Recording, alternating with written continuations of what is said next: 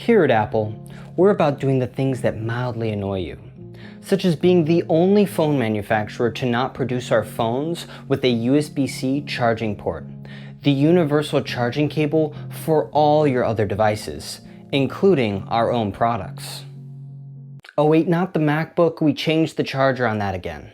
Here at Apple, we're about celebrating the most basic things like they are revolutionary new ideas, like the elastic band.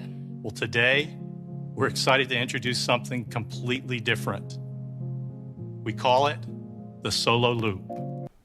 Literally an elastic band. Here at Apple, we're about charging $1,000 for a metal L. And the Pro stand, $999. And like the Mac Pro, they'll all be... Why is it that everyone loves Apple, even though they kinda suck? Well, the answer might seem obvious: reliability. Despite the company's shortcomings, people buy Apple because they know what they're getting. There's a really great video by Front Page Tech that goes in depth on what specifically is wrong with Apple today. But I want to identify the core problem and explore what it means for the tech industry. It all comes down to the competition. When you compare Apple to other tech giants like Microsoft, the consumers who like Windows software might not like Microsoft's Surface products. There is simply less cohesion in Microsoft's ecosystem. Whereas with Apple, people fall in love with their brand because it has an all-encompassing product line and is consistent. But I think the real answer is greater than that. I think people love Apple because they buy into their brand on a deeper level. People don't buy what you do, they buy why you do it. For most people, they buy Apple products because their why, as Simon Sinek puts it, is think different. And it turns out a lot of people want to think different. So they buy Apple products to help reinforce that feeling. In his book, Start With Why, Simon Sinek uses an advertising example to highlight this concept. The example is a 2004 commercial in which Apple partners with Pepsi in order to promote iTunes. Sinek uses this example to showcase how the partnership reflects what Apple believes in. Apple didn't partner with Coca-Cola, the #1 soda brand. They partnered with Pepsi, a brand whose identity is also soaked in challenging the status quo. Is Pepsi okay? Is Pepsi okay? Is Pepsi okay? As much as Sinek praises Apple for clearly communicating their why, his book and his TED Talk were both made before Steve Jobs' death in 2011. Sinek himself identified the absence of a company's founder as being a possible detriment to the company's mission. A chief example of this is Walmart, a company that used to be synonymous with treating their employees right and having good quality, before its founder's death. Now we all picture Walmart as the opposite of that. So that begs the question, what happened after Steve Jobs died? Well, the answer is simple. Apple is now so big, they became the top dog. Like an English Mastiff big. Like Clifford the Big Red Dog big. And this success is the heart of the problem. You see, Apple used to be this brand that said, hey, look at that guy who uses a PC. He wears a dress shirt and a tie. Doesn't he seem snobby? Now the Mac guy in those commercials represents the PC and it feels right.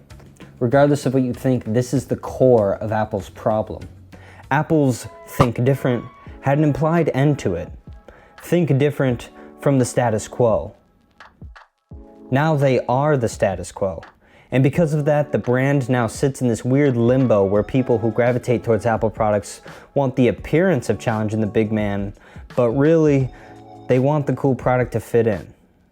It's like Apple is enlisting soldiers for a revolution that doesn't exist, just to fatten up its army. This type of oxymoron is becoming apparent even in the design of their computers. Mac positions itself as the device for creatives, but the latest models have removed the SD card slots, USB, and HDMI ports that most creatives frequently use. You may be saying, well, if you don't like Apple products, just don't buy them.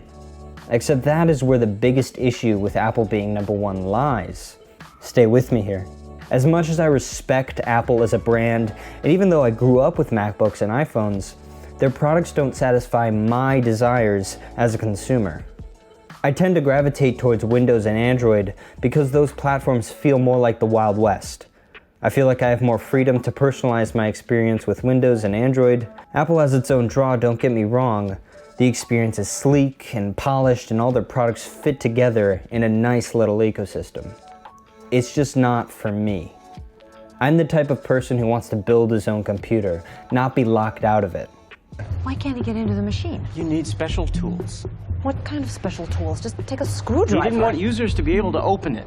But as a result of Apple being #1 in tech, naturally, everyone else wants to be Apple. So what do? They copy Apple. Poorly.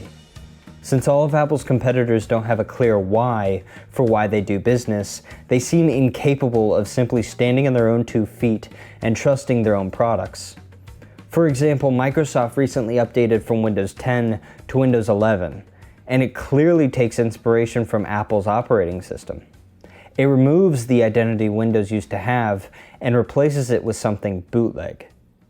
And Apple seems to be unfazed by the little things other companies do that are admittedly great, like how it is now standard for laptops to have touchscreens.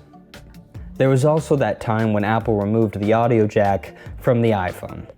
Now yes, Apple, the future is wireless.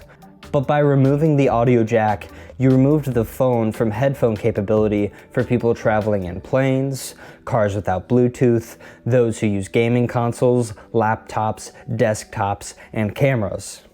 So what happened after the iPhone ditched the audio jack? God bless us, now Samsung ditched it. Now OnePlus ditched it. That crucial element of options for those consumers was eradicated because of Apple. Now, ironically, the dongle is the only Apple product I own. These examples make it clear that the other tech companies are just playing catch-up, which is stupid. What this logic fails to recognize is that people who want Apple products buy Apple products. And people who want products like Windows or Android don't like Apple products, hence why they buy the alternative.